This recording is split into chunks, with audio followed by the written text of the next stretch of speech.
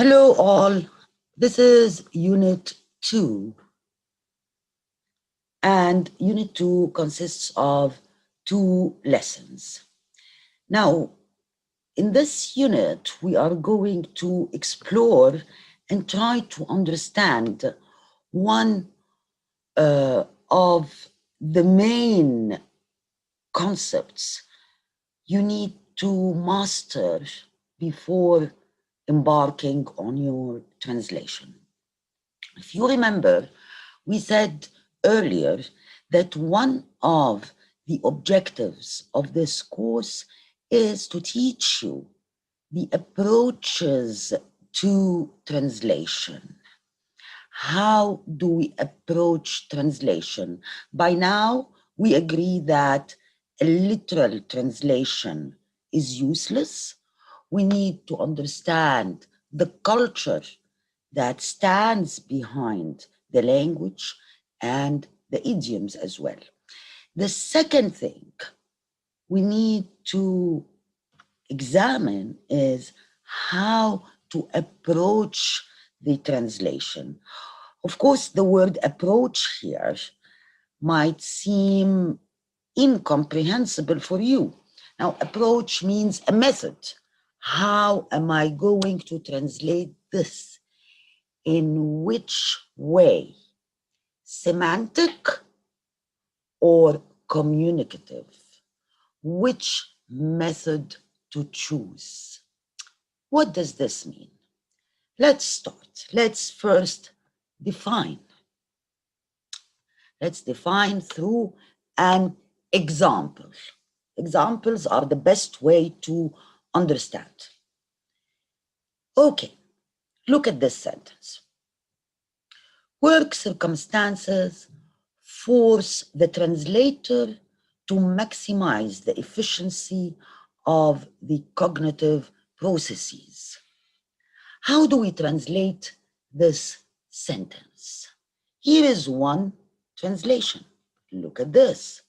ظروف العمل ترغم المترجم على تعظيم كفاءة العمليات المعرفية. Maximize, تعظيم, the efficiency of, كفاءة, the cognitive processes, العمليات المعرفية. How does the Arabic sentence sound to you? Is it an easy sentence? I mean, when you read this, you understand in ظروف العمل ترغم المترجم على فعل شيء ما. ما هو هذا الشيء؟ تعظيم كفاءة العمليات المعرفية. What does this mean? What does this mean? So, however, is it a correct translation? Yes, it is a correct translation. But it is a translation that is targeting the source language. تستهدف النص الأصلي. ملتزمة بالنص الأصلي. أمينة تجاه النص الأصلي. Source text. So the bias of this translation is source language. This is a correct translation, but it is biased towards the source language, not the target language. Let's look at another translation for the same sentence.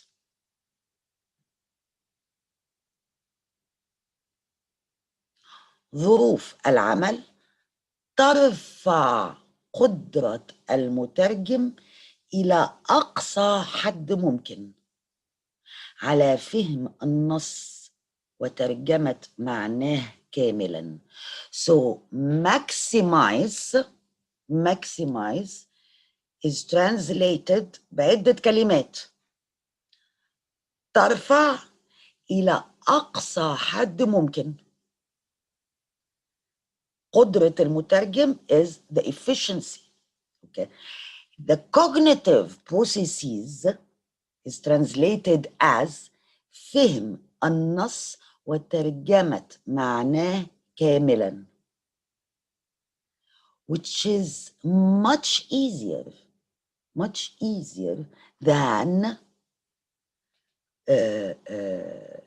تعظيم العمليات المعرفية.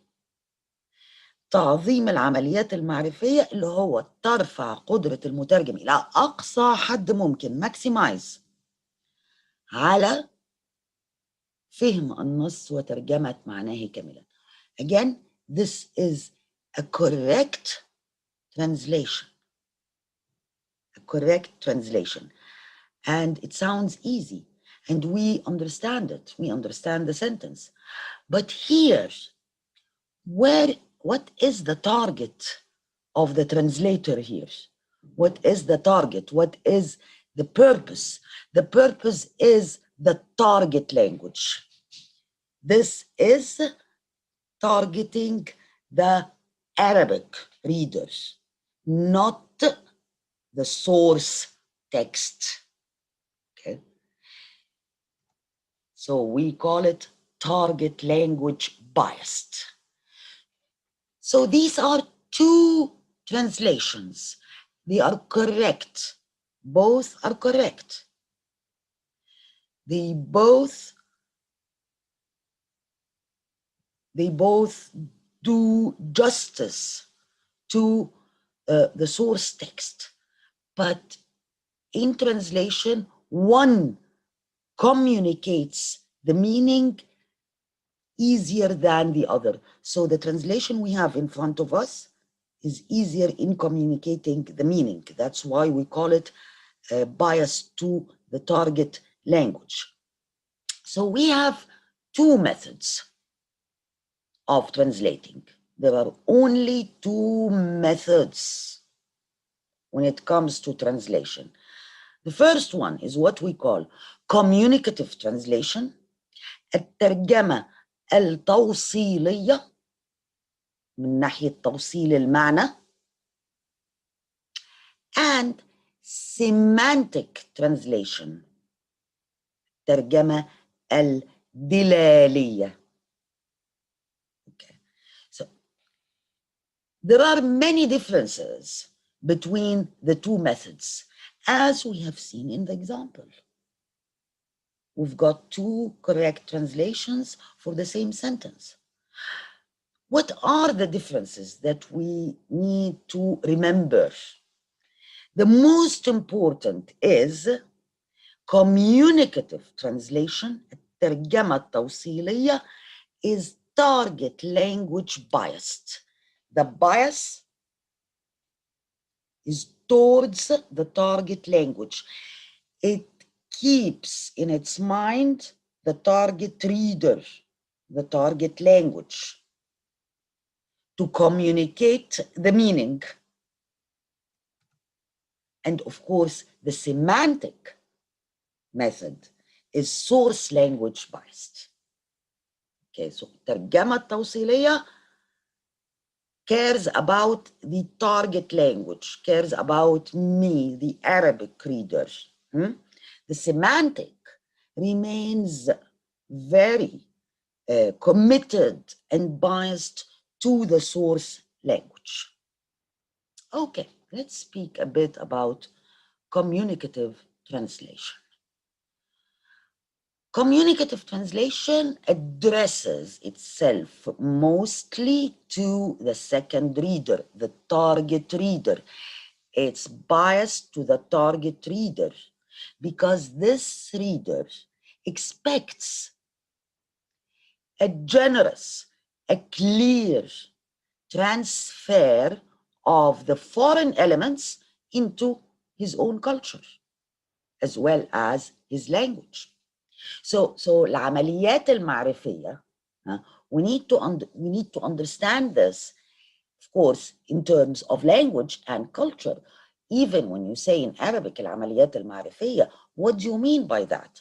So in communicative, choosing the communicative method helps to understand فهم النص وترجمة معناه كاملا. Okay, so communicative translation or communicative method of translation addresses itself to the target reader. And this reader expects an explanation of the culture and the language. And of course, communicative translation should also transfer the function. Remember, we talked about function in the last unit. Equivalence, remember when we talked about equivalence and function. So communicative translation attempts to produce on its readers an effect as close as possible to that obtained on the readers of the original. So this communicative translation should also produce the same effect that is produced on the original, the source readers. So communicative translation does not change anything. It just decides to choose a way to communicate the meaning and the culture and to produce the effect that is biased towards the target reader. Now, communicative translation, remember all the time, it is biased towards the target language, target reader, target text, not the source text. And of course, the main purpose of communicative translation is to make the reading process easier for the target language readers, as we have seen with the example. When we read the sentence translated through a communicative approach, we understood the sentence. We understood it clearly from the first reading. What about semantic translation? It's another approach. Now, semantic translation is, of course, the opposite of communicative. It tries to render as closely as the semantic and syntactic structures of the second language allow the exact contextual meaning of the original. Okay, let's decipher this sentence. Semantic translation tries to do what? Tries to translate the exact meaning of the original, the exact contextual meaning of the original. Through what? Through what? Through sticking as closely as possible to the semantic and syntactic structures of the second language. Semantic and syntactic structures. Semantic means الدلالية. Syntactic النحوية. So it uses, semantic approach uses البناء النحوي والدلالي ذاته في التارجت language. That's why the first translation was a bit complicated. It was correct, very correct.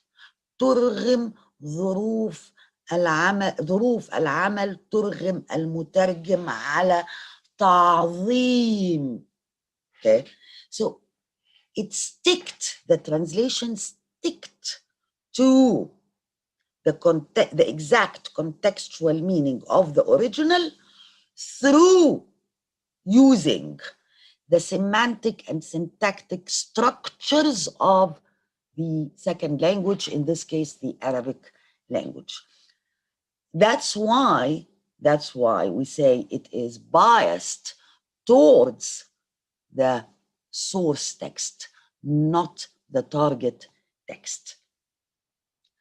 It has a bias to the source language. It is literal, but not literal in the sense of حرفيا وبلا معنى. No. Literal in the sense of trying to render the exact contextual meaning of the original. لا تتصرف في شيء. And the loyalty of this approach is, of course, to the source text. It is readable. Yes, of course, we can read it. After all, it's a correct translation. But it's not smooth. ليست سلسة. It's not wrong. There is nothing wrong with it. بس تنقصها السلاسة. And it remains, the loyalty of this approach remains with the original culture. Now you might be wondering, so if this is the case, why should we use semantic translation at all?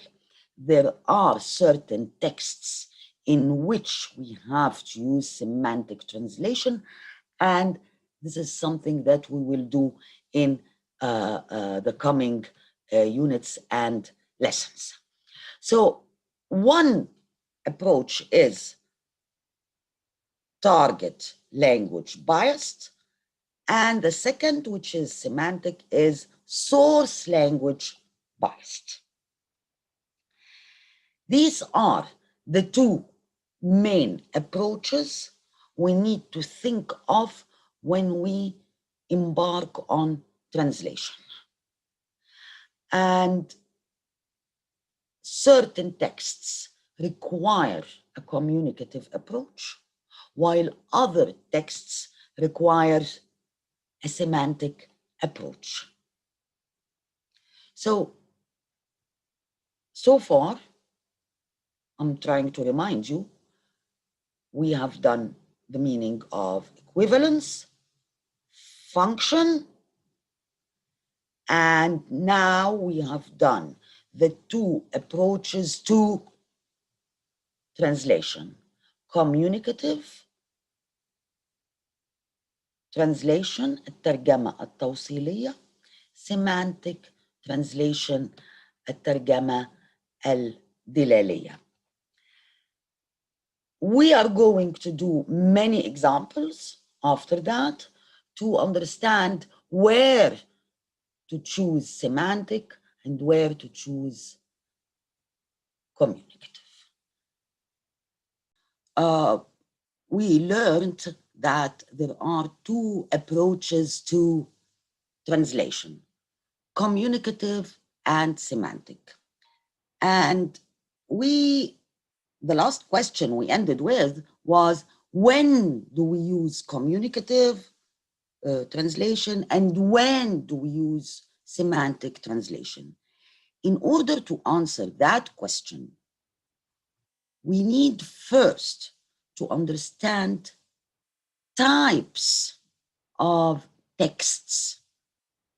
In other words, text typology. Typology, of course, comes from types. So when we understand the different types of texts, we can decide when to use the semantic approach and when to use the communicative approach. Okay, how do we differentiate types of texts? And how to decide on the correct method, semantic or communicative? The functionalism theory, which means النظرية الوظيفية, demonstrates possible translation procedures and the various arguments for and against the use of one translation rather than another in a particular text. Functionalism theory is related to the concept of function we have dealt with in the first unit. What is the function of the text? What does the text want me to feel? What is the aim of the text I am translating? So through function, we can understand the procedures of translation. Therefore, the main thing is function. This is the question a translator should pose at the very beginning, after you have read the text, understood it very well, understood the culture behind it. The question is, what is the function of this text? What does it want to do or convey? Translators should choose the appropriate translation strategies and approaches. Now, we know the approaches, okay, and we will do strategies later. So we choose the appropriate, the correct, the most convenient approach, either semantic or communicative. How do we choose this? It's not up to us. There are certain criteria that guide us to the correct choice, which is the different text types. According to each type, we choose the correct approach. Okay. According to functionalist approaches, again, functionalist comes from function, it is the intended purpose or function of the target text, the TT, that determines the translation method. And we have just said that. The function of the target text determines my method. What do I want to do with this text? What do I want you to get from this text? This means that the translator needs to do what? One, we must determine the translation purpose.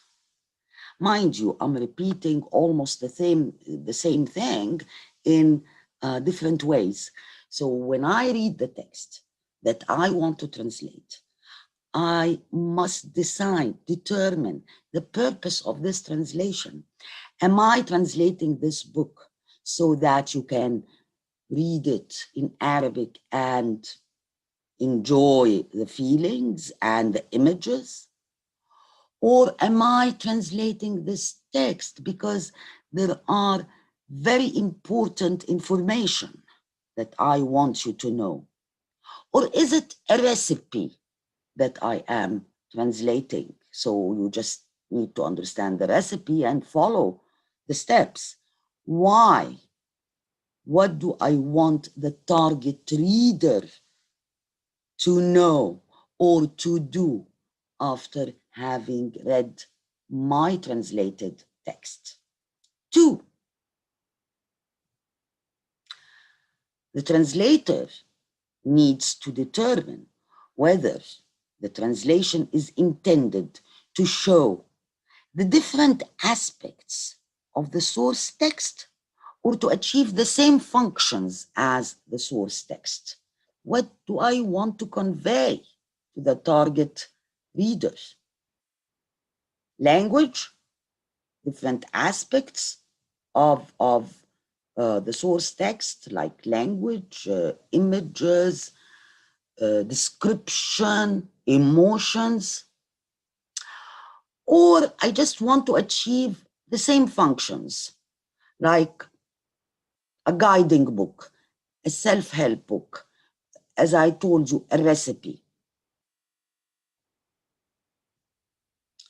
the translator needs to decide the suitable translation strategies and methods.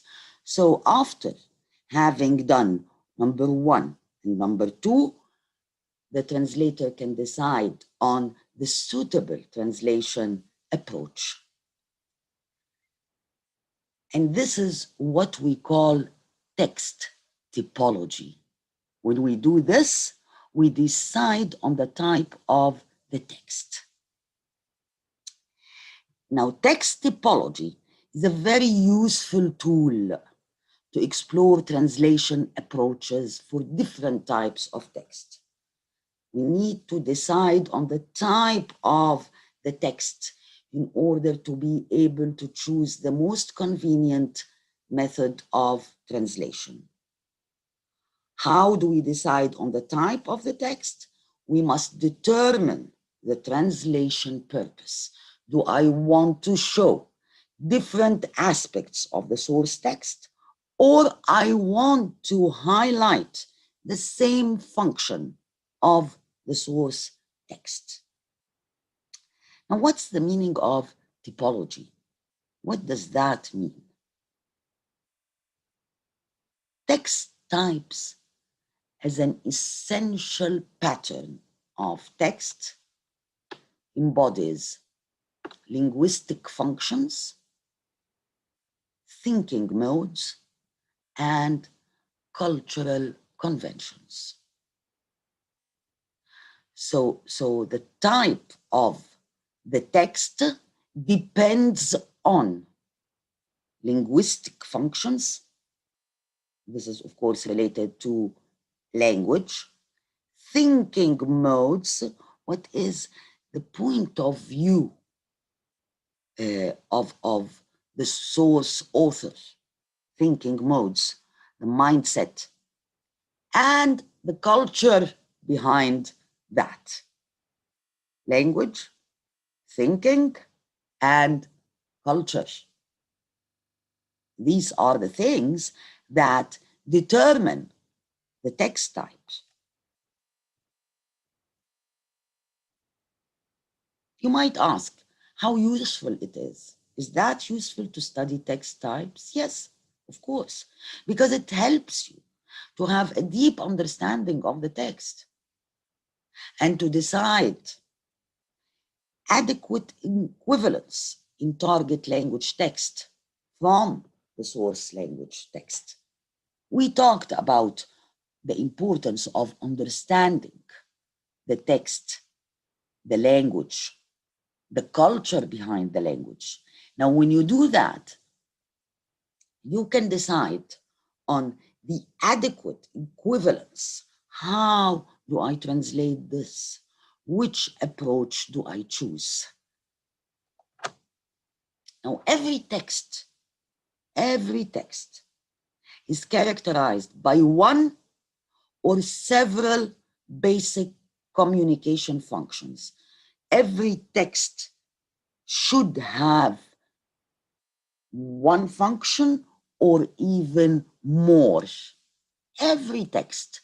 So texts are very likely to have more than one function. Different text type should require different transfer methods. And this is according to Rees' book that was published in 1982. So the different text types require different translation methods. The word transfer here means translation, because transfer means moving the text from one language to another, among, of course, other meanings. So this is a very general meaning of typology: understanding, deciding, determining the function, and at the end, you can choose the right approach. What constitutes a text type? Its function, its thinking mode, its cultural conventions. Now, Peter Newmark's typology is the most famous one.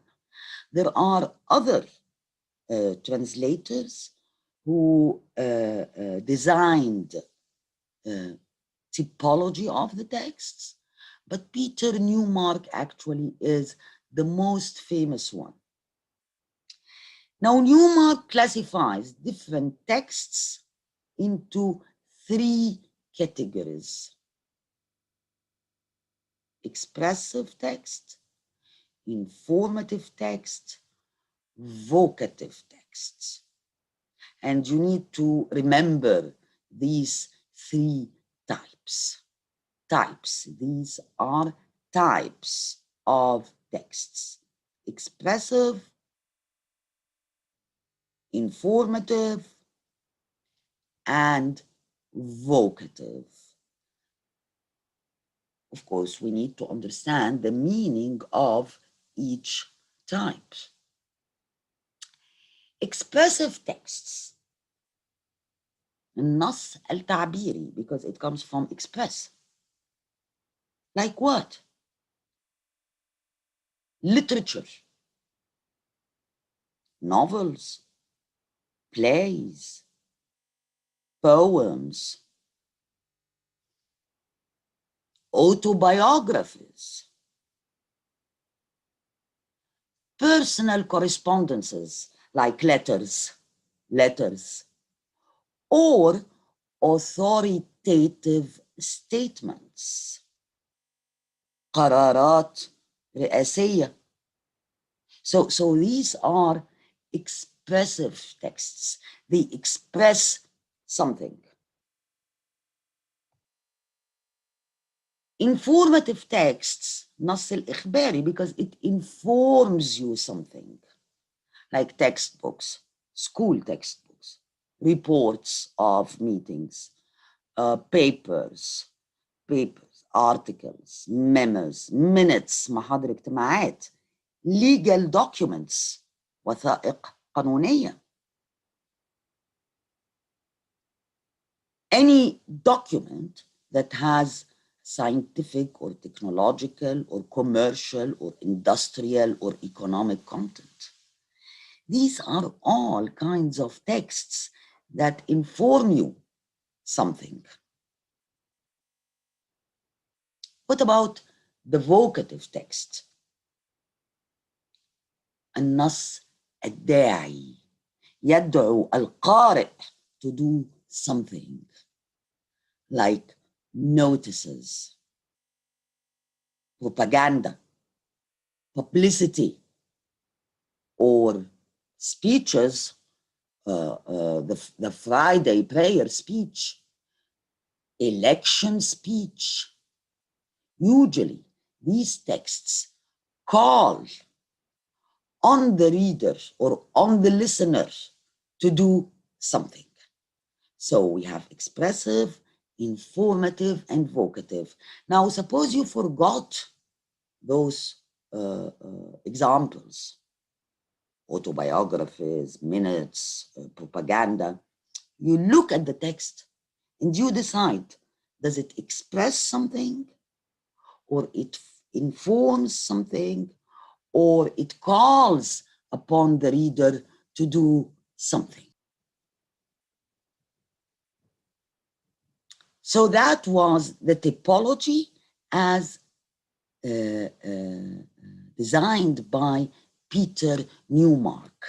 Now, in the next unit, we are going to take examples, look at examples of translation from each text type: expressive, informative, vocative. And we're going also to understand which method of translation to use with each of these types. But that will all be in Unit 3.